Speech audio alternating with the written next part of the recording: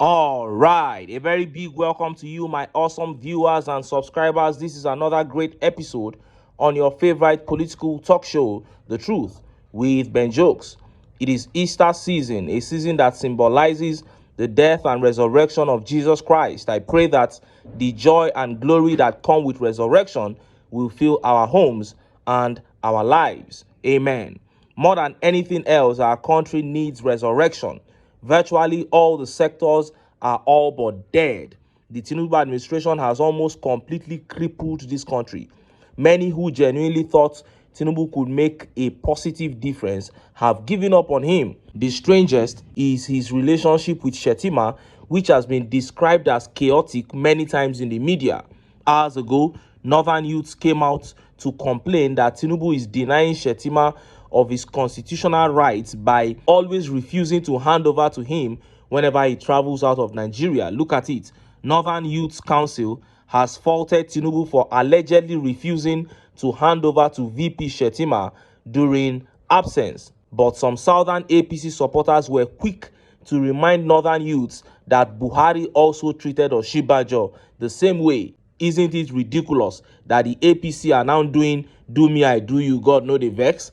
Well, things got messier hours ago when a report began making the rounds that SHETTIMA was actually denied access to the villa. I ignored that report until the office of SHETTIMA unexpectedly began attempting to deny the report, and the tone of the denial gave them out. The statement actually reeked of pain and hurt, and Nigerians began to fire back at the office of the VP, saying that their reactions confirms that SHETTIMA was actually denied access to the villa. Before I show you details of this top story and how Nigerians reacted, let me quickly show you this video. This particular video here is a very disgraceful video from former governor of Ekiti, Ayodele Fayose. In less than 5 minutes, Fayose was guilty of bigotry, guilty of foolishness, of cowardice, of heartlessness, and even gossip. See the video. They came out and said everybody is fighting for their own survival. That is the truth. So let me give a scenario. Federal elections. Governor Fayose, let me give a scenario. There are those who are tipping in your party. They are saying Sheyi Makinde will be a good presidential candidate.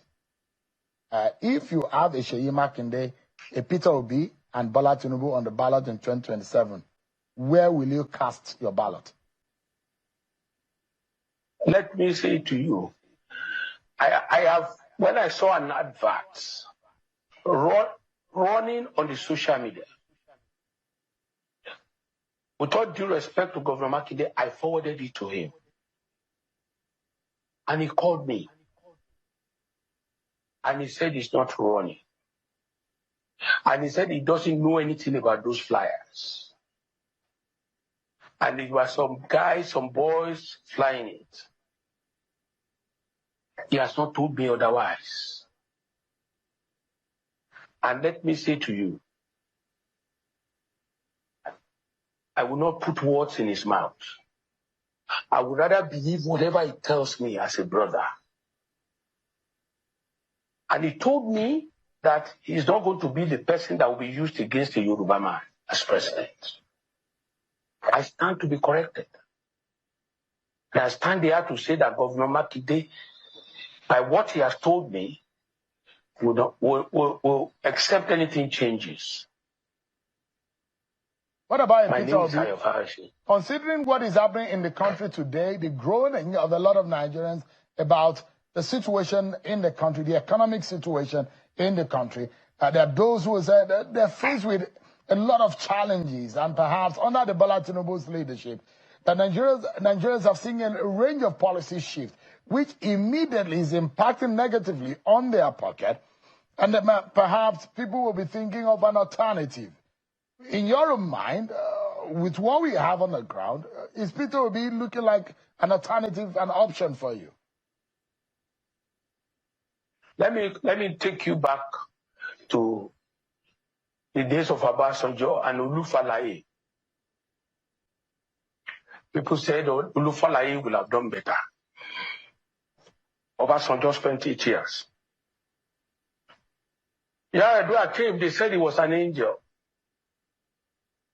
He passed. We had the Jonathan. Everybody came, well, Jonathan must go. We will not agree. An angel is coming. That angel was Buhari. Did Buhari do well? I'm not going to answer yes or no. But the question I want to tell you that there's no day you will satisfy people of this country or any country at all. That is life. You own nothing. Your wife is not your own. It's your wife until you pass. Your house is your own until you pass. It belongs to somebody else. Today, you are not honorable until you leave. People are now saying, Jonathan, come back. The same Jonathan they drove many years past. You heard that. Fayose was guilty of foolishness and cowardice at the same time when he couldn't simply say that I will pick Tinubu of the three. Instead, he tried to justify why there shouldn't be a change of government using the Obasanjo, Yaradua, Jonathan Buhari transition. What sort of foolishness is this? And it shows clearly that he knows that Peter Obi is the right man, but he is too cowardly to admit it. And he went ahead to gossip about Seyi Makinde, saying that Makinde told him that he can never go against a Yoruba man, painting Seyi Makinde as a stupid bigot. I am very sure that Makinde can never be happy with that interview that Fayose just granted, because this is something that he revealed to you in a personal discussion. You have no right to bring that to the public domain. It is such a tragedy for this country that a man with such an archaic and naive mentality as Fayose found himself as a governor of Ekiti State. He couldn't even state one good reason why there should not be a change of government other than the fact that Nigerians will always complain. And your brain does not tell you that the reason why Nigerians complain is because we have not gotten it right yet. So because we didn't get it right with Buhari, should we stop trying?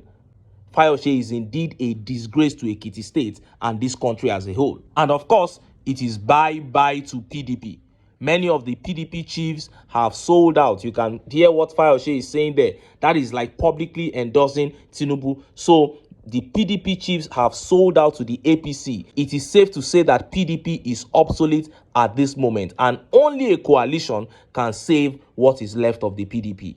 Priceless Mike here says, Ayo Fayose had long ago said that Peter Obi is a good man and he can lead well, but he cannot support any candidate against a Yoruba man. I love Fayose because he says the truth all the time. Well, you can say you love him, but that is a very shameful position to take. That even if a Yoruba man is destroying the country, you will still support him. It is obvious that Fayose knows that Obi is the best candidate, but bigotry will not let him say Peter Obi over Tinubu. And I would like to state boldly that may that day never come in my life that I will side with evil over good in the name of anything. And if you have that kind of character listening to me now, it is better you throw it away so that you can live as a free human, because if you are still a bigot, you are not free.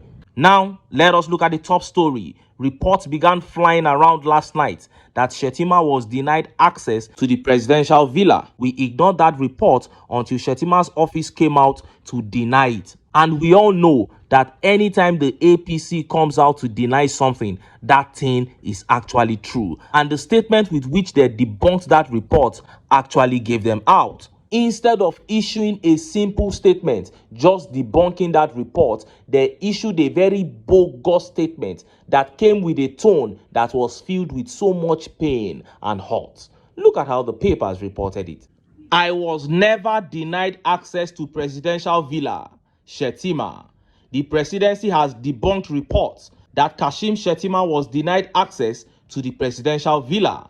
The senior special assistant to the president on media communications, office of the vice president, Mr. Stanley Nkocha, described the report as deliberate and well-planned orchestration of falsehood. In a statement on Saturday in Abuja, Nkocha said the publication was a story so far removed from reality. According to him, such misinformation can only be entertained by those unfamiliar with the inner workings of the Nigerian government. He said that in recent times, there has been deliberate and well-planned orchestration of falsehood against Shettima's person and office in many multidimensional forms. These mischievous and totally fabricated reports are all in a bid to cause confusion and insinuate total clash in the presidency.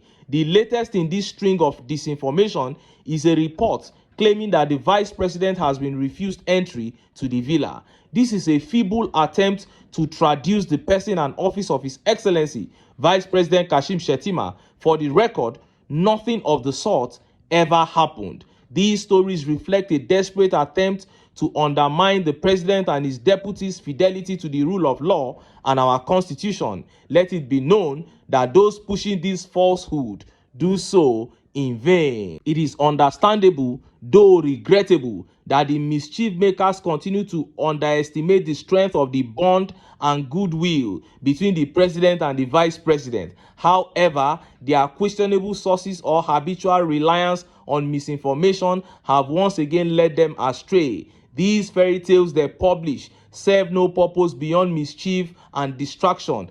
Let me just stop here because the statement was so long. I could go another 3 to 4 minutes if I decide to exhaust everything that was written there. This man could have just simply come out with a paragraph or two and just debunked the story.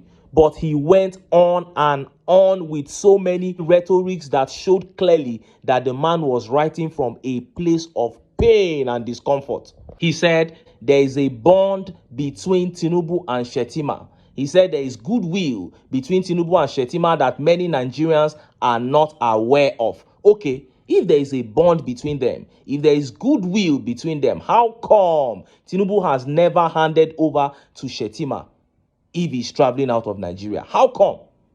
And when this issue was brought to the media, instead of Southern APC supporters to say this is wrong, it needs to be corrected, they came out and said Buhari also treated Osinbajo the same way. So why is Shettima complaining? And you are telling me that there is a bond there? No. This only signifies that there is strong chaos between them. There is strong distrust between them. And look at how Nigerians reacted. Let's take some of the tweet reactions. This tweet here by Flash says, well, we know that anything spoken of has truth in it. Otherwise, how do you explain the fact that he, Tinubu, left the shores of this country and failed to hand over power to you?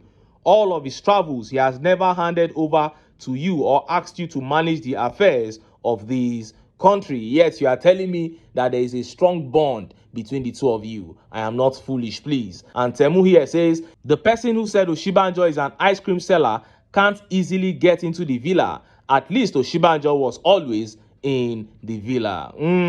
Abbas Sani Waziri here says, Shettima called Osinbajo an ice cream seller, got to his position and became a ghost worker. Chai! And Olumikel here says, go to villa and snap yourself there and post it, because anything this evil APC denies is true.